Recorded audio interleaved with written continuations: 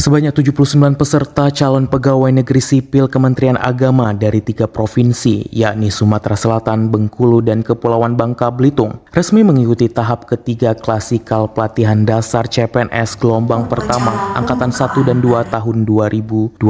Kegiatan ini diselenggarakan di Balai Diklat Keagamaan Palembang dan menjadi bagian penting pada Latsar tahun ini. Acara pembukaan berlangsung hikmat dan semangat yang dihadiri oleh Kepala BDK Palembang, Saifuddin, didampingi oleh Kasubag Tata Usaha Mukmin, serta Ketua Tim Kerja Administrasi Mona Arida Oktaria. Turut hadir pula perwakilan dari TNI, Kodam 2 Sriwijaya, tenaga kesehatan, dan para panitia pelaksana pelatihan. Dalam sambutannya, Kepala BDK Palembang Saifuddin menyampaikan pesan motivasi kepada seluruh peserta agar menjalani tahap klasikal dengan semangat dan kesungguhan. Ia menekankan pentingnya manfaat momen pelatihan ini sebagai bekal dalam menjalankan tugas sebagai ASN di masa mendatang.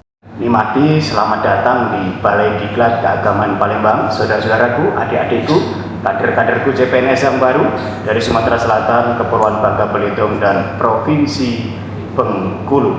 Mudah-mudahan semuanya dalam keadaan sehat. Saya siapkan tim kesehatan untuk memastikan Bapak Ibu sekalian semuanya dalam keadaan baik.